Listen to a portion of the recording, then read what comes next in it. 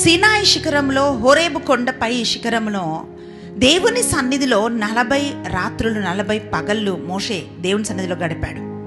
అది ఎంత అద్భుతమైన అనుభవమో మోషేకు తెలుసు, కానీ ఇజ్రాయేలు ప్రజలకు తెలియదు ప్రియులారా. ఈరోజు మనం అనుకోవచ్చు, ఓహో మోషే చాలా బాగా ప్రార్థన చేశాడు అని మనం అది చదివినప్పుడు విన్నప్పుడు మనం అనుకుంటుండొచ్చు.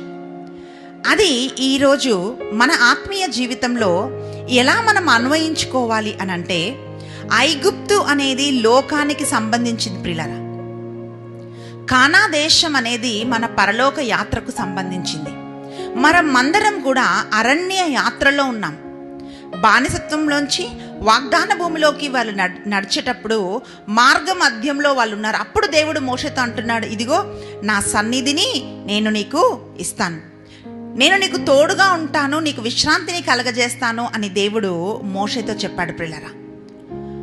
ప్రియ సహోదరి, ప్రియ సహోదరుడా, ఈరోజు మోషే పలికింది ఏమిటంటే, నీ దూత వద్దు ప్రవ్వా, నీ ఆశీర్వాదాలు కాదు. అంటే దేవుడు ఏమంటున్నాడంటే, మీకు కావాల్సింది పాలు తేనెలు ప్రవహించే దేశంలోకి వెళ్ళడమే కదా, నా దూతనిచ్చి నేను మిమ్మల్ని అక్కడికి పంపిస్తాను, మీరు వెళ్ళండి అన్నప్పుడు మోషే పలికిన మాట ఏమిటంటే, మాకు ఈ లోక ఆశీర్వాదాలు కాదు ప్రవ్వా, నీ సన్నిధి కావాలి అని మోషే ప్రార్థించాడు.